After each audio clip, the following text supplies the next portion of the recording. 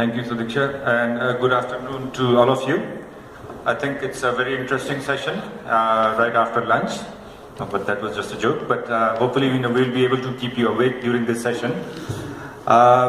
We have had a very good first half this morning, and we have heard from right from the Prime Minister to the Energy Minister and to several foreign dignitaries, as well as from the government, on how we are trying to do or what we are planning for these 10,000 megawatts in the next 10 years. Let me just say that when we did the first Power Summit in 2006, there was a lot of euphoria. We had just come out of the civil war. The civil war had just ended, and there was a lot of euphoria of doing projects in Nepal. Big numbers were being talked about even at that time. And a power transmission line, which is now finally being constructed, was discussed at that first Power Summit in 2006. This is the Muzaffarpur line. 2007, again, we discussed about the financing aspects, the risk mitigation measures, as well as the infrastructure required for evacuating the power.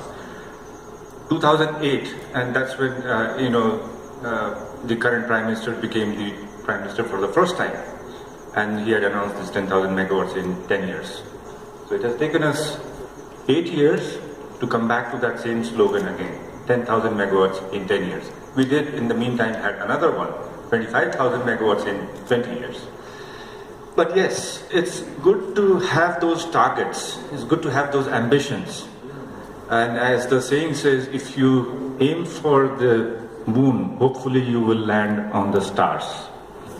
So with that thing, I can also give you some statistics of what is happening. As the slide presentation from NEA this morning showed, that there's about 802 megawatts of installed capacity in the hydropower sector right now in Nepal, both from NEA as well as the private sector.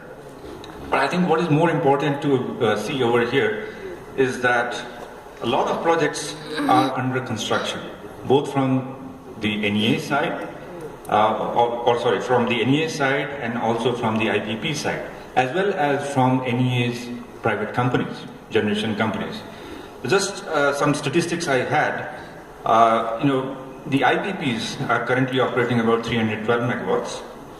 The projects which have a PPA completed, financially closed and under construction, that's about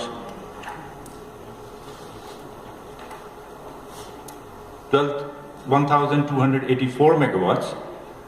This includes Upper Tamakosi as well, because this is coming up as a company model, and 300 megawatts.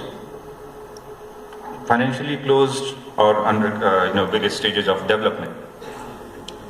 If we add on the Budi Gandaki project, that's another 1,200 megawatts there. If we add on these two large export-oriented projects, Arun 3, Upper Karnali, that takes us very close to 5,000 megawatts. Where does the remaining 5,000 megawatt come from? I think we have discussed about a lot of large projects. We have also discussed about a lot of medium-scale projects. And I think in the days to come, we should be able to see more on those projects.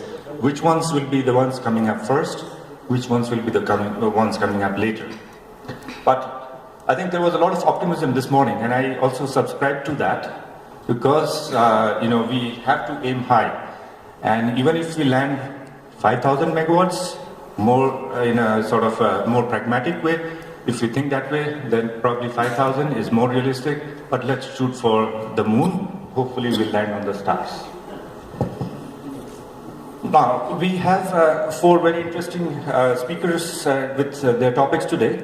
The first one is from Mr. Kumar Pandey. He is the Treasurer of IPAN. Sorry, I always call him the Treasurer. He's the General Secretary of IPAN, and he has been in the private sector for the power industry in Nepal for quite some time now.